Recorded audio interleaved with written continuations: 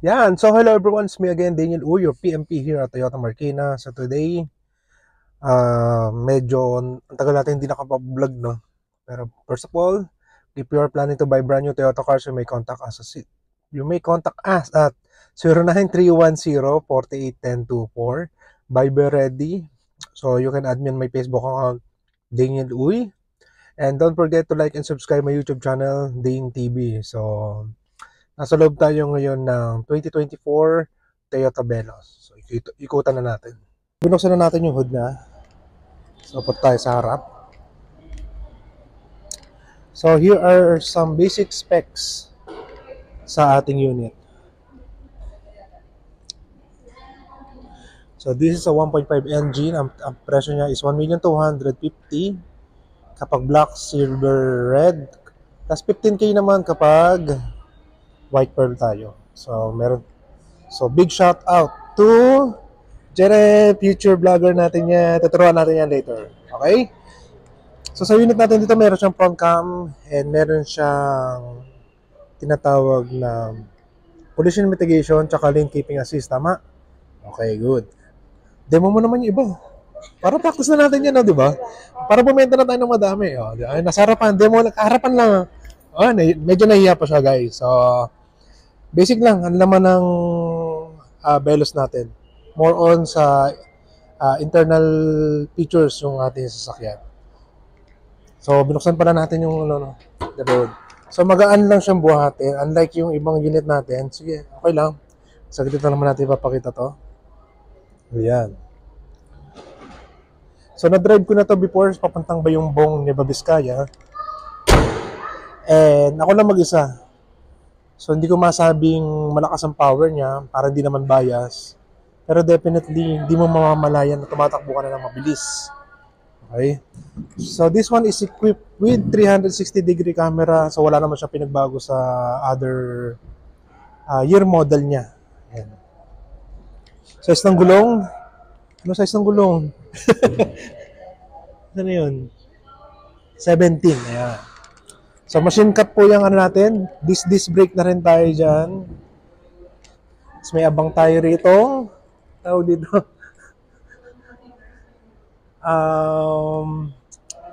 Rope rail. Tawagin. Hindi ko sigurado at medyo kalimutan ko na din and matagal na kasi huling vlog ko sa Veloz. Parang iba yata design nito. Parang nag-iba na yung design, no? Nag-iba yung design ng upuan niya. Hindi siya ganyan. So, one of my favorite specs na isang sasakyan, may cup holder. Lakas magsarado ni Kuya ng pinto. Ayan. So, this is a 7-seater na sasakyan.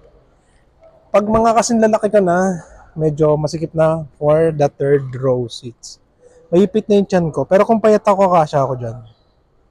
At sa ma'am doors, kasya siya dyan. Ako hindi. Ayoko. And one thing na iba na rin to, no? Wala siya nito yung previous year. Wala siyang kangaroo pocket. Nalagyan na ng cellphone, no? O tablet naman dito sa kabila. Pag manonood ka. Wala siya ganito. Wala siya ganyan. Ang tagal na kasi nung huling vlog ko, guys. So, it's been 1 month nung huli ako nag-vlog. Medyo busy kasi sa trabaho. So, this one, meron tayong shark fin antenna. Spoiler. Shout out to Jade. Yan. Back camera, back sensor. Then, baka merong makapansin, no? May isang button pa dito. May isang button dito yung kanina tinanong ng kliyente mo. Yung yung para ma-sensor. Pag binuksan mo siya, bukas lahat ng pintuan. Ma-unlock yung door. Oo. So meron siyang access doon. Yan. Spare tire bukasan. Nasa ilalim ng driver ang tools. And meron din siya dito. Jack. Tuhok. Okay, Bisaya daw. Yan. So, ang ating fuel gate nasa kaliwa. Simplihan na lang natin. And then, Bago tayo pumasok, meron siyang features na soft touch dito. Smart entry. So, pipindutin mo lang yan. Pag nasa yung susi, bubukas na siya. Pipindutin mo lang yan. Sasarado na yung pintuan. And meron din siyang blind spot detection. Naiilaw dito kapag umilaw yan. Ibig sabihin, sa kaliwa, hindi ka pwede mag-overtake kasi merong sasakyan na paparating. Baka madisgrasya kayo. Same with sa kabila.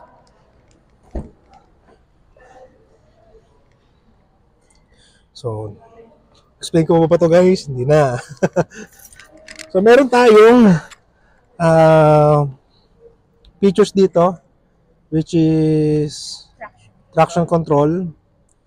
I-on mo lang yan, especially kapag umuulan. So, pag hindi naman umuulan, okay lang din naman. Pero mas better naka-on siya. Actually, lagi naman nakabukas. Discretion na lang ni client kung gusto niya i-off or i-on palagi.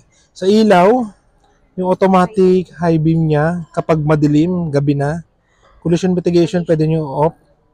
Tapos, yung lane keeping assist nito nasaan? On-off? May on-off yun eh. O kayari, papapagalitan tayo ng DSD natin dito. Kalimutan ko na kasi, okay? So, ito, control for hour, camera, 360 degree. And lalabas yan dito. And, pwede mo makita kung sides lang, back lang, 360, or front lang. Okay? The usual, ito, madali na to. Ayan, madali na. So, drive, kung normal, eco, or power mode. Okay? So, one of the features na gusto ko rito yung auto hold. Pag sa sobrang traffic, gamit na gamit yan. Electronic parking brake. And meron na rin tayo rito wireless charging. Okay. Yan. So, meron din tayong port doon. Okay? So, may cup holder din dito sa likod. And meron cup holder din dyan. Okay? So, pag pumunta kayo ng Toyota Marikina, sa akin muna kayo dumaan na, huwag sa kanya. Okay, talaga, pag chicks siya kagad. Well, anyway, you may contact us at 0931-048-1024. Viber ready na yan. And see you here in Toyota Marikina. Bye! Woo!